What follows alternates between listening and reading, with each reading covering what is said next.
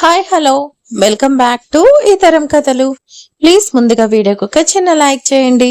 ఈ రోజు కథ నువ్వే నా శ్వాస పార్ట్ 62. కథను రచించిన వారు అనురాధ గారు, వాయిస్ ఓవర్ శ్వేత. ఇక లేట్ చేయకుండా కథలోకి వెళ్ళిపోదాం. నర్సింగ్ అతని డిపోలో కూర్చొని ఎంత పొరపాటు జరిగింది అని విచారిస్తూ ఉన్నాడు. ఆ రాజేష్ గాయపడ్డాడు. ఇంకా మా చేతి నుంచి తప్పించుకోవడానికి అవకాశం లేదు అనుకుంటే మా కళ్ళల్లో కారం కొట్టినట్టు మాయ చేసి తప్పించుకున్నాడు. కాని వాడు ఎక్కడికి పోయి ఉంటాడు? ఆ మంగరాజు కూడా మాయమయ్యాడు. ఇల్లు వాకిలి అలాగే తెరిచిపెట్టి వాడు కూడా మాయమైపోయాడు. నాకు తెలిసి వీణ్ణి ఆ రాజేష్ గాడే మాయం చేసుంటాడు. ఇద్దరు కలిసి ఎక్కడో దాక్కున్నారు. షూ సాబ్ చేతిలో నాకు రెండోసారి చావు తప్పిందనుకుంటూ ఒక్కసారి విక్రమ్ని తలుచుకున్నాడు. ఈ రాజేష్ పై తానే తన మనుషులతో అటాక్ చేయించానని తెలిస్తే అమ్మ బాబో ఇంకేమన్నా ఉందా? ఆ సారు నా తోలు ఒలిచేస్తాడు. నాకు పంజాగుట్టలో 6 అడుగులు బాగా రిజర్వేషన్ షురూ అయినట్టే. ఇదెక్కడి కర్మొచ్చిందిరా దేవుడా! ఇటు భూపతి సాబ్, అటు విక్రమ్ సాబ్ నడిమిట్లా నన్ను ఫుట్బాల్ ఆడేట్టు ఉంది గీ జిందగీ అని నిట్టూరుస్తూ ముందు రోజు జరిగిన దాన్ని ఒకసారి ఊహించుకున్నాడు. నర్సింగ్ ఫోన్ ఉదయాన్నే మోగింది. చూడబోతే భూపతి దగ్గర నుంచి వస్తుంది. ఇదేంటి సాబ్, ముంబైలో ఉన్నాడుగా, మరి నాకు ఫోన్ షురూ చేసిండేంది మ్యాటర్ అని కంగారుగా ఫోన్ లిఫ్ట్ చేశాడతను. అవతలి వ్యక్తి చెప్పింది విని షాక్ అయిపోయాడు. రాజేష్ని ట్రాప్ చేసి వాణ్ణి కిడ్నాప్ చేయాలి. అందుకు మనుషులను సిద్ధం చేసుకో. మన వాళ్ళంతా ఊర్లో ఉన్నారు. అందుకే నీ బ్యాచ్ని ఈ పనికి నియమించాను. ఇవాళ రాత్రికి నేను హైదరాబాద్ వస్తున్నా అని చెప్పి నర్సింగ్ చెప్పేది వినిపించుకోకుండా ఫోన్ పెట్టేశాడు. అతని మాటకు ఎదురు చెప్పే ధైర్యం నర్సింగ్కి లేదు. అలాగే ఆ రాజేష్కి ఎదురెళ్తే విక్రమ్ చేతిలో తనకి పెద్ద కర్మ కన్ఫర్మ్ అని కూడా అతనికి తెలుసు. ఏమి చెయ్యాలా? ముందు గొయ్య వెనక నుయ్యా? మరెట్లా? పెద్ద సాబుకి ఎదురెళ్ళి నూతిలో పడే కంటే ఆ విక్రమ్ సార్కి ఎదురెళ్ళి గోతిలో పడ్డమే మంచిది. గోతిలో పడితే బయట పడగలను, ఈ నూతిలో పడితే మరీ బయటకు రాలేను అనుకొని చేసేది లేక రాజేష్ని ట్రాప్ చేసే ప్రయత్నాలు చేసి రాత్రికి వాణ్ణి కిడ్నాప్ చేయాలని మనుషులను సిద్ధం చేసుకున్నాడు. ఆ రోజు రాత్రి భూపతి పిలుపుతో అతని ఇంటికి వెళ్లి నిల్చున్నాడు. ఆలోగా భూపతి రాజేష్కి ఎలా కాల్ చేయాలన్నది చెప్పి ఎంతో జాగ్రత్తగా అతని దగ్గరున్న వాళ్ళల్లో ఒక అతనితో కాల్ చేయించి రాజేష్ని పాతబస్తీ శివార్లకు రమ్మని చెప్పించాడు. భూపతి అతను వస్తున్నాడు అన్నాడు. ఆ మాట విని భూపతి చాలా సంతోషించాడు. నర్సింగ్ ని దగ్గరికి పిలిచి వాడొస్తున్నాడు, వాడితో ఇలా మాట్లాడింది వాడు, అందుకు ఏ సమాధానం ఇస్తాడో చూడండి. ఏంటి అంతా రెడీ చేసి పెట్టుకున్నావుగా అన్నాడు. నర్సింగ్ వినయంగా నిల్చొని మేం సిద్ధం సాబ్ అని చెప్పి కాస్త సంశయించి నిల్చున్నాడు. అతని మనసుల్లో అనుమానం పీకేయడంతో నర్సింగ్ అనుమానం దాచుకోలేక సాబ్, ఈ రాజేష్ విషయంలో మీకు కావాల్సిందేంటి? వాణ్ణి ఎందుకు కిడ్నాప్ చేయమంటుండ్రు? అసలు ఈ లాకెట్ ఏంది జర చెప్పరాదే అని అడిగాడు. భూపతి అతని వైపు కోపంగా చూస్తూ చెప్పింది చెయ్యి, నీకెందుకురా అనవసరమైన ప్రశ్నలు? చేస్తావు నా చేతిలో, ఇంక పో. వాణ్ణి కిడ్నాప్ చేసి మన షుగర్ ఫ్యాక్టరీ దగ్గర కట్టిపడేయండి అన్నాడు భూపతి. నర్సింగ్కి భూపతి బెదిరింపు గుండె జారిపోయేలా చేసింది. సాబ్కి కొంచెం కోపం తెప్పించానే అనుకొని ఏదో ఒకటి చెప్పాలని ఆలోచిస్తూ, అయ్యో సాబ్, నాకు అక్కరేమీ లే, బద్మాష్ గాడు గదే. ఆ రాజేష్ గాడు గతంలో నాకు ధమ్కి ఇచ్చిండు, మర్చిపోలేకున్నా. ఆ కంసాలి ఇల్లు తనక ఇడిపించి వాని ఇల్లు సొంతం కాకుండా చేసి వాని కోసం 2.5 లక్షలు పైసలు ఇచ్చిండు. నేను పొగరుగా మాట్లాడితే నా మీదే కేకలేసిండు. గప్పటి సంధి నాకు గా బద్మాష్ పై డౌట్ షురూ అయింది. గీ పోలీస్ పోరగాడికి ఆ మంగరాజుకి సాయం చేయాల్సిన అవసరం ఏంది అని చెప్పి అందుకే మీరు వాణ్ణి గుంజుకు రమ్మనగాని వాని కోసం తెలుసుకోవాలనిపించి అడిగిన. నారాజ్ కాకు సాబ్, అని అతను మెదడులో చాలా రోజులుగా తిరుగుతున్న డౌట్ని భూపతి ముందు ఉంచాడు నర్సింగ్. అంతే. భూపతి వాణ్ణి అనుమానంగా చూస్తూ, ఎవరా మంగరాజు? వాడి కోసం ఈ రాజేష్ డబ్బు ఇవ్వడం ఏంటి? అసలేం జరిగింది అని అడిగారు. నర్సింగ్ ఆ రోజు జరిగింది మొత్తం వివరంగా చెప్పాడు. భూపతి ఆలోచనలో పడ్డాడు. ఆ మంగరాజు ఇప్పుడు ఊర్లోనే ఉన్నాడు కదా అన్నాడు. నర్సింగ్ ఉన్నాడని చెప్పాడు. వాడు బంగారు నగలు తయారు చేసేవాడినా? అవును సాబ్, వాడు ఆభరణాలు చేస్తాడు అని చెప్పాడు నర్సింగ్. అంతే. భూపతికి సీన్ అర్థమైంది. అతను ఒక ప్లాన్ వేసి, ముందు ఆ రాజు సంగతి చూడండి, తేడా ఏదైనా జరిగితే ఆ మంగరాజుని పట్టుకుందాం. మేక బోన్లోనే ఉందిగా, ఎక్కడికి పోతుంది అని చెప్పి పంపించాడు. నర్సింగ్ తన మనుషులతో కాపు కాచి ఉన్నాడు. రాజేష్ ముందుగా 3 వ్యక్తులను నీటిగా రెడీ చేయించి నిలబెట్టారు. మిగతా వాళ్ళంతా చాటున ఉన్నారు. వాళ్ళని రాజేష్ చూసి ఎంతో ఆత్రంగా వచ్చి నిల్చొని, చెప్పండి, ఏం చెప్పాలి అని నన్నిక్కడికి రమ్మన్నారు? మీకు ఆ లాకెట్ కోసం ఏం వివరాలు తెలుసు అని అడిగాడు. వాళ్ళు రాజేష్ వైపు కాస్త సందేహాన్ని చూస్తూ, ముందు మీరు చెప్పండి, ఈ లాకెట్ మీకు ఎక్కడిది? ఎలా ఇంత క్లీన్ ప్రింట్అవుట్ తీయగలిగారు? అదేదో చేతిలో లాకెట్ పెట్టుకున్నట్టు స్పష్టంగా ఉంది ఆ ప్రింట్. మాకు తెలిసి ఆ లాకెట్ మీ దగ్గరే ఉందనుకుంటున్నాం. నిజమేనా? ఒకవేళ ఆ లాకెట్ మీ దగ్గరే ఉంటే అలాంటప్పుడు మీరెందుకు దానికోసం తెలుసుకోవాలని మమ్మల్ని అడుగుతున్నారు? అసలు మీకు కావాల్సింది ఏంటి అని రివర్స్ ప్రశ్న వేశారు.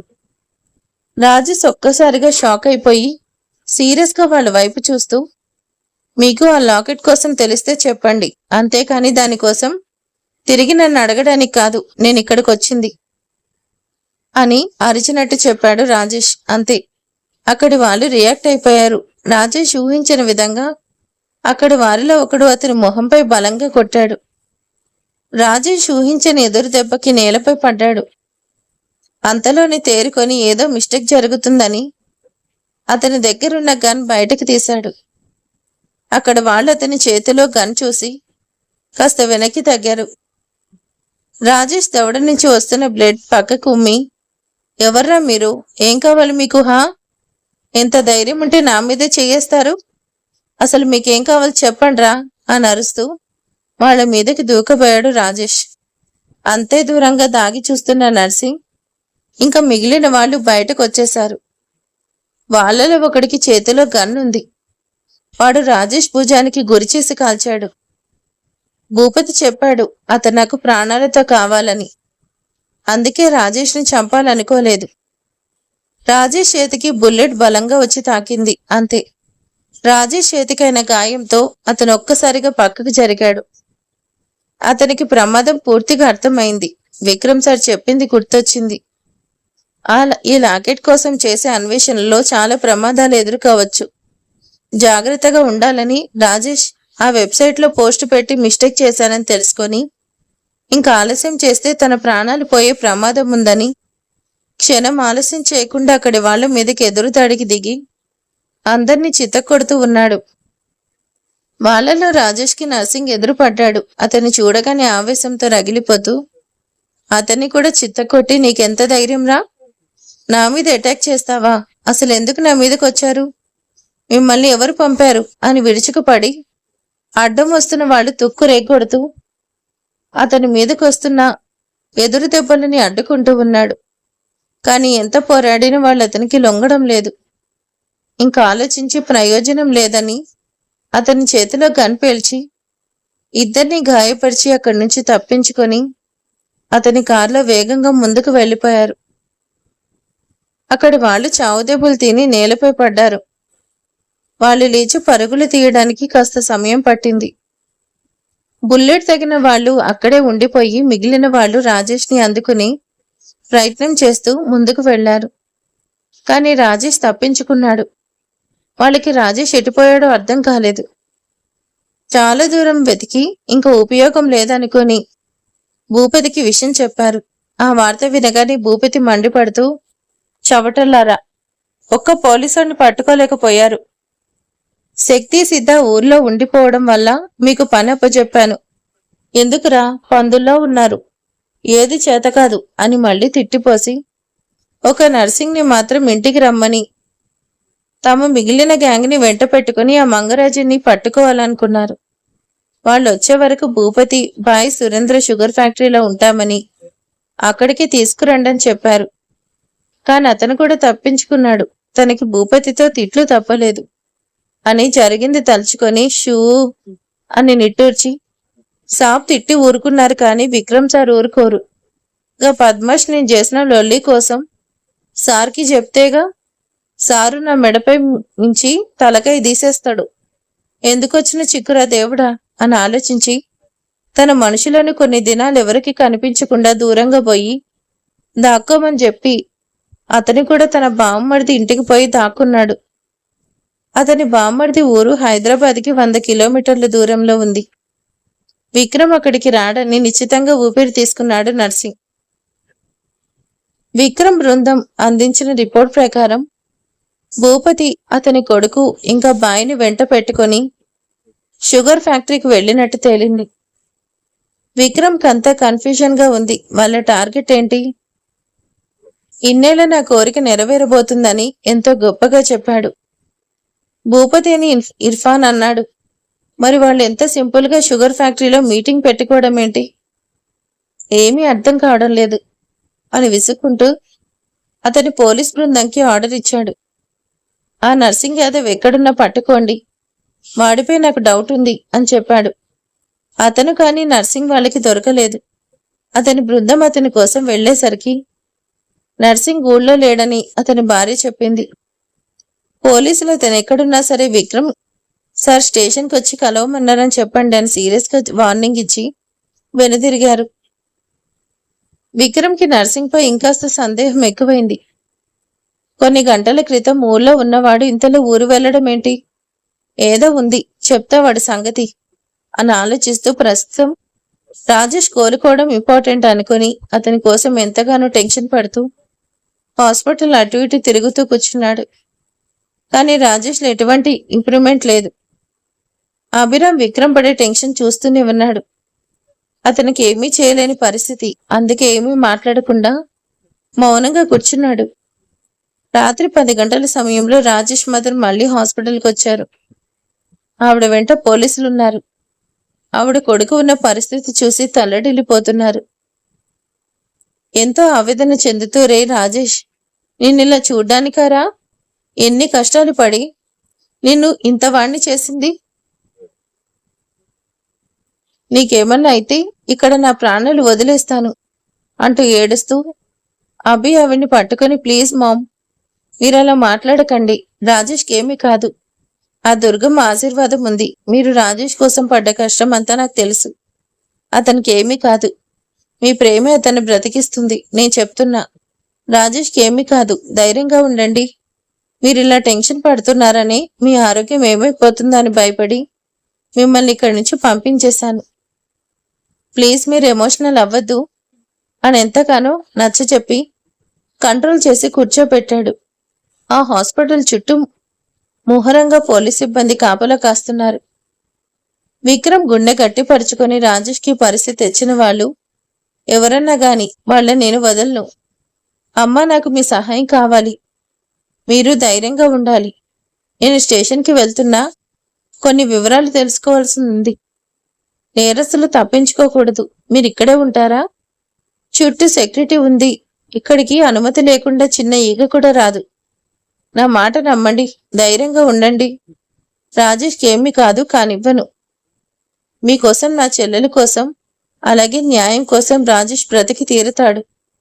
సరేనా అని అడిగాడు విక్రమ్. ఆవిడ ఇద్దరి మాటలకి ధైర్యం తెచ్చుకొని, ఒక పోలీస్ ఆఫీసర్ తల్లిగా తను ధైర్యంగా ఉండాలని నిర్ణయించుకొని కన్నీళ్లు తుడుచుకొని, సరే బాబు, నేను ఇంకా ఏడవను, ధైర్యంగా ఉంటాను. రాజేష్కి ఇంత కష్టం తెచ్చిన వాళ్ళని వదలొద్దు, వెళ్ళండి, వాళ్ళని అరెస్ట్ చేయండి అని ఆవేశంగా చెప్పింది ఆవిడ. అభిరామ్ విక్రమ్ ఆవిడ ధైర్యంగా ఉండేసరికి ఊపిరి తీసుకున్నారు. అభిని తన వెంట రమ్మని చెప్పి శ్రీనివాస్ ఇంకా ఇన్స్పెక్టర్ని ఆవిడ దగ్గరలో ఉండమని చెప్పి ఐసీయూ చుట్టూ చాలా మంది కానిస్టేబుల్స్ని పెట్టి బయటకు వచ్చాడు విక్రమ్. అతని వెంటనే అభిరామ్ బయటకు వచ్చారు. విక్రమ్ బయటకొచ్చి ఎంతో కోపంగా అరుస్తూ, వదలు, ఎవరిని వదలు, రాజేష్ని ఇలా బాధ పెట్టింది ఎవరైనా కానీ నా చేతిలో అయిపోయారు అని అసహనంగా ఉండగా అక్షత నుంచి ఫోన్ వచ్చింది. విక్రమ్ కంగారుగా ఫోన్ లిఫ్ట్ చేశాడు. హలో అన్నయ్య, నేను బావ వాళ్ళ ఇంటి దగ్గరే ఉన్నాను. నువ్వు ఇక్కడికి వస్తావా? ఇద్దరం కలిసి ఇంటికి వెళ్దాం. లేదంటే నేను ఇంటికి రాను. ఎందుకంటే అమ్మకి నాకు ఉదయం చిన్న గొడవ అయింది. ఇప్పుడు నేను ఒక్కతిని ఇంటికి వెళ్తే నాకు క్లాస్ అవుతుంది. నువ్వు నాతో ఉంటే అమ్మ ఇంకేమనదు. అలాగే మామ్తో నువ్వు మాట్లాడాలి. అందుకు ముందుగా నేను నీతో చాలా మాట్లాడాలి. అసలు అమ్మ ఎంత నాన్సెన్స్ మాట్లాడిందో తెలుసా? మార్నింగ్ చాలా చిరాకేసింది. అందుకే బావ వాళ్ళ ఇంటికి వచ్చేసా. ప్రశాంతంగా ఉంది ఇప్పుడు. ఇంటికి వెళ్ళాలంటే చాలా ఇబ్బందిగా ఉంది అని ఆమె ధోరణిలో మాట్లాడుతూ ఉంది.